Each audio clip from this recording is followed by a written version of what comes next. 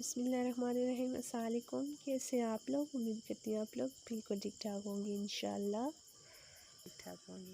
ये देखिए जी, मैं आज आपके लिए करी की रेसिपी लेके आई हूँ और मुकम्मल देसी स्टाइल से मैं आज आपको बनाना सिखाऊंगी।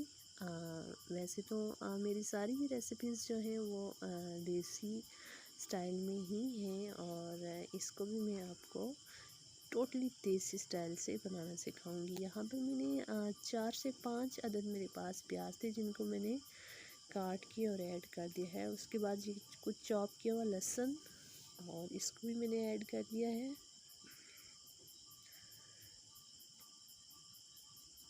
और उसके बाद ये टमाटर थे, 2 अदद मेरे पास टमाटर थे जिनको मैंने चॉप कर लिया है और 3 से 4 अदद सब्ज़ मिर्चें और 2 मैंने साबुत ही शामिल की हैं और 2 मैंने चॉप कर ली थी। और अब मैंने इनको थोड़ी देर के लिए भूनना है। यहाँ पर मेरे पास है बेसन और बेसन को मैं पानी में हल करके अच्छी तरह से इसका पेस्ट तैयार कर लूँगी। तकरीबन हाफ़ कप मेरे पास बेसन है और ये मैंने पानी शामिल कर दिया है और इसका अच्छा सा हमने पेस्ट बनाना है इसके अंदर, ताकि कोई भी गुठली ना रहे। अच्छी तरह से आप इसका पेस्ट तैयार कर लें।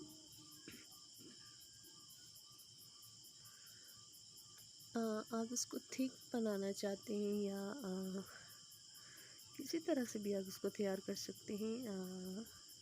ये इतना मैटर नहीं करता, क्योंकि आगे जाके मैं आपको बताऊंगी कि आपने इसको कैसे ऐड करना है। ये देखिए जी, तैयार हो चुका है और यहाँ पर वही मसाला जो है तकरीबन 1 से 2 मिनट हो गए इसको और इसको मैंने अच्छी तरह से इसको भून लिया है। आपने हल्का सा भूनना है, इसका कलर आपने चेंज नहीं करना, बस हल्का सा सॉफ्ट करना है। और ये मेरे पास था दही और दही को मैंने पानी डाल के अच्छी तरह से इसको मेल्ट कर लिया था। मतलब कि इसका अच्छी तरह से ना इसको मैंने पतला कर लिया था। और फिर ये देखिए जी, मैंने इसमें शामिल कर दिया है और इसको अब हमने बॉयल आने तक वेट करना है। सॉरी, इसमें मैं कुछ मसाले शामिल कर लूँ। 1 टेबल स्पून जो है नमक और ये लाल मिर्च पाउडर और हल्दी, 1 चुटकी हल्दी और ये वही बेसन का जो मैंने पेस्ट तैयार के रखा हुआ और ये मैं इसमें ऐड कर दूँगी। और इसके बाद आप इसको मिक्स कर लें। और एक बात आपने याद रखनी है, आपने ये दही ऐड करने के बाद छोड़ना बिल्कुल नहीं है, हिलाते जाना है इसको जब तक ये गर्म नहीं हो जाता। ये देखिए, और अब इसको बॉयल आना शुरू हो गया है। अब आप इसको छोड़ दें और फिर आप इसको हल्की आंच पर 10 से 20 मिनट के लिए इसको पकने दें। और ये देखिए, गाढ़ा होने तक आपने इसको अच्छी तरह से पका लेना है, ठीक है। और एक बात याद रखनी है, जब मैंने आपको बता दिया है, ये पहले मैं कसूरी मेथी और पुदीना है ये मैंने शामिल कर दिया है। जब आपने दही शामिल करना है तो आपने चम्मच छोड़ना नहीं है, तकरीबन 1 से 2 मिनट तक, जब तक ये अच्छी तरह से गर्म नहीं हो जाता, ठीक है, नहीं तो आपका दही जो है वो फट जाएगा। अब इसको मैं मिक्स कर लूँगी। ये तकरीबन तैयार हो चुका है।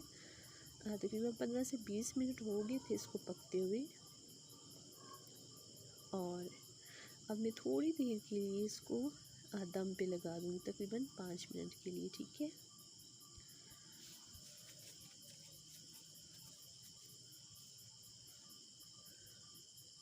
और अब तकरीबन 5 मिनट हो गए हैं। अब इसका दम हटाते हैं, हम देखते हैं क्या कंडीशन है। ये देखें जी, माशाल्लाह से कितना मज़े का और कितनी टेस्टी इसकी इंशाल्लाह आपको बहुत ही मज़ा आएगा जब आप ये बनाएंगे।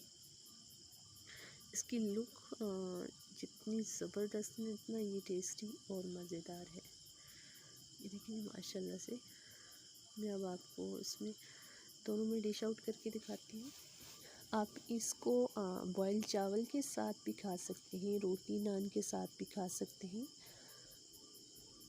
और ये बहुत ही मज़े की और ज़बरदस्ती करी जो है हमारी तैयार हो गई है। मुकम्मल मैंने आपको जो है देसी तरीका बताया है, आप लोग इस तरह से बनाइएगा, इंशाअल्लाह आप लोगों को बहुत ही मज़ा आएगा। और ये देखें ये हो चुकी है तैयार, आप लोग ज़रूर ट्राई कीजिएगा।